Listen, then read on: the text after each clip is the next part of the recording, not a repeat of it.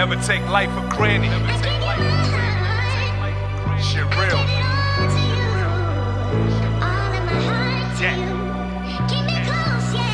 I got issues for what I've been through, but then again, if I give you my all, it's genuine. You ain't never lived a life if you never took a loss. If I die tonight, everything I ever own, you can take it all. Put my pain in this music until the song hurting. Ever gave your heart to the wrong person? If I love you, just keep it tall with me. And in return, you get rewards from me. 5-star dinners, shopping sprees and long trips. Booked a short stay with your bae in the A and gave a long...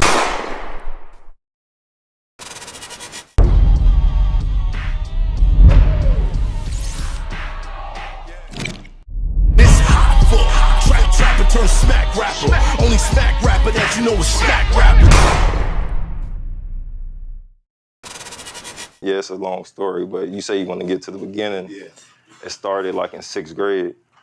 Like in 6th grade, I won a like 6th grade championship. I go, and it's about being in the unknown. But I'm not knowing what's going on. I'm just living, right? So 6th grade, I win the championship. I'm in a magnet school, so I have to go to another school. So me and my mom's trying to figure out like what school I'm going to. She said, hey, you going to the school on the low end. The low end on 50-something, I live on 70-something. I'm like, all right, cool. I'm not thinking about it at the time. First day of school, she like, yeah, you gotta walk down there and get on the bus. I'm like, get on a bus, a school bus. That shit didn't like translate to me at the time because I'm thinking like, all right, it's a school around the area. Right. She's like, nah, you gotta go get on the school bus. I'm like, what? Blew me. Yeah. Like made me even more introvert. You know what I'm saying? I'm at a school, I'm there, I'm not fucking with the kids. Like, I'm like, it's all weird. By the end of the year, we won the 7th grade championship. Go to 8th grade, won the 8th grade championship.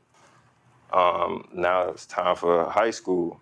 At the time, I'm with like my friends at this time. We playing AAU. I started AAU in 6th grade too. Right. So the guys that we with, one of them named Ran, one of my guys Ran, his dad was like real heavy into like just the rich basketball culture in Chicago, right, where he used to go to like all the high school games and like see like Will Bynum play against Sean Dockery. Like all these type of games that like legendary ass games, his pops at the game. So I got real cool with my guy Rand, and he like, man, I'm going to school like Simeon. At the time, Simeon wasn't like a big like basketball school like it is now, but he was like, man, I'm going to Simeon. He was like, if y'all like fucking with it, just come up there and just see how it is. I ended up going up there. It was a dirty ass school at the time. It wasn't a new school, but I'm like, fucking, I'm gonna end up going there. It's a dirty ass school, what you mean? I mean, it was like ran down. Oh. You know what I'm saying? Like, you didn't have to wear uniform, but it was totally ran down. So, but it's a vocational school, so you were able to learn trades and shit while you there. You know what I'm saying? So, we end up. I'm telling my guy Tim, like, man, I'm finna get ready and go to Simeon. At this time, Tim, let me get this right, because that voice and the guy Tim, like that's who, he was like my bodyguard. He was a big ass, stocky kid, 6'3", ever since we was in 7th, 8th grade. I've been the same size since 7th, 8th grade.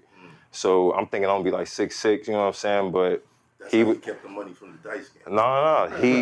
He was with the shit. He was the one gang banging. Right. Big, we call him Big Tim. He nigga just around the hood just fighting. But he fucked with me for some reason. You know what I'm saying? He ended up going to Beasley with me, 7th and 8th. We won the championship. So he falling in love with basketball because he's getting attention. Right. So I'm like, man, I'm finna go to Simeon. He like, fuck it, I'm going too. So we end up going to Simeon. And like all that shit just came together. Like when we got there, I played JV because when the coach that was there, he was like this Martinet type of coach, like a strict ass coach.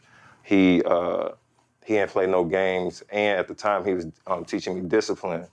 Like you could have went anywhere and like started. I could have went anywhere and started as a freshman, but he was like, nah, you gonna learn to be a young man.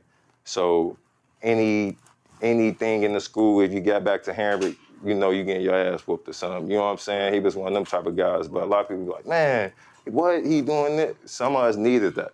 Yeah. For sure. Did he really give an ass whooping? Not listen.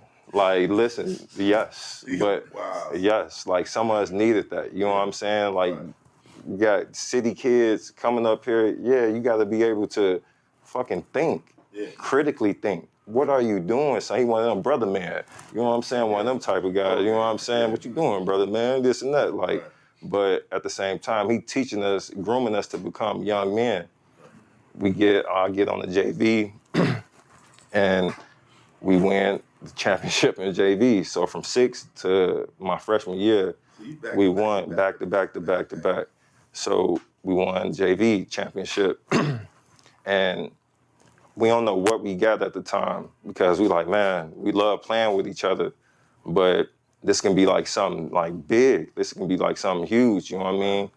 And at the time, yeah. But at the time, we didn't know how, like the legacy, the rich history of Simeon is. Have you ever heard of Benji Wilson?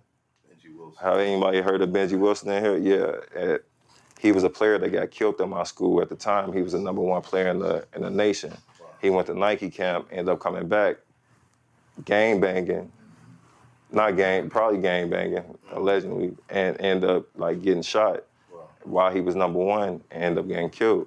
Wow. My freshman year, they gave us a book at freshman orientation. Hey, this is the Benji book. I ain't even read the book at the time. One of them niggas, you want to have something from a nigga, put it in the book. Right. I was one of them. You know what I'm saying? Like, I overlooked it. Like, man, this shit, but I'm in it.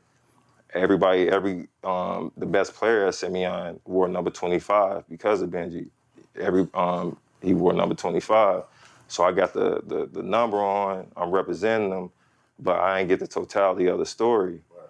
So we win freshman year, and we on top of everything. Then we end up losing my sophomore year, and we won junior and senior, and that was pretty much like my shit at Simeon. But being there, it was a lot for me to be there and like understand like the system and playing AAU ball. Like in AAU ball, my brother coached the team, so he used to just let me play. But when I got back to school, I had to play in the system. I didn't become a point guard till my junior year. I was the 3 all the way into my junior year. So it's like, all right, you're gonna be the point guard. I'm like, oh shit, you give me the ball. Now I'm finna get loose. It was like one of them type of things.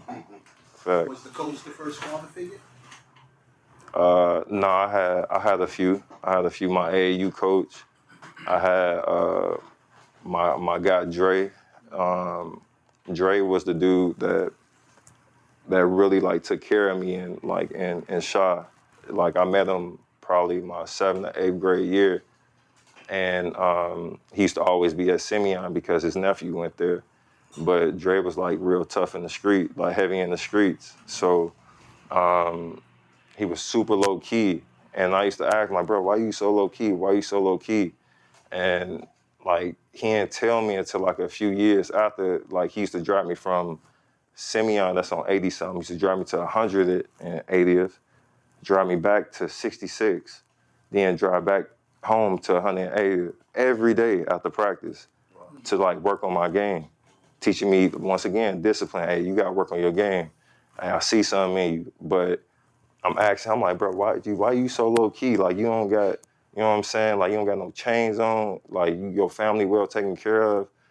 Until he told me the story one day. Like man. I mean, he wouldn't mind me telling the story. So we in the car one day, and he's telling me how one of his friends came back from college and shit. So they on some straight bullshit in the car. They got this dude, like this stick-up dude in the back. They on some bullshit. He telling them to pull in the alley. Hey, pull in this alley. End up shooting his best friend in the head. After, like, he was just at school, ended up killing his best friend, ended up shooting Dre in the neck and in the chest. He had to play dead to get out the situation. He telling me this, I'm like, man, what? Like, was he robbing? Nah, it was supposed to be some other shit. They sending them on somebody else. The shit turned, and he tried to get them. Yeah. So he telling me that, and it just like hit me like, all right, I'm taking notes. All right, don't be flashy. Don't, like, I can't, like, mind my bit. Like, while he telling me these stories, I'm like, all right, check, because I'm still living in the hood. Right. I'm still being around, even though I ain't hooping on the court no more, I'm still in the same area. So all that shit, like hit me kind of different, and that's when we really, like, got our bond.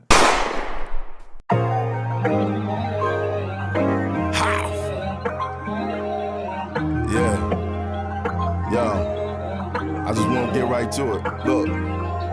No introductions, no interruptions. When I roll into functions, just know that it's tucked in, like I wore a tux in. Say hello to Justin for making something out of nothing. Mama told me I'm a star, them haters said I wasn't. Now I'm looking at a mugging from a V0lence shrugging. Feeling like McLovin, I'm becoming a conundrum. These dum-dums forgot where I come from. There's nothing that we run from. BK, niggas know the status. Got like 2 spots in the top 3 rappers.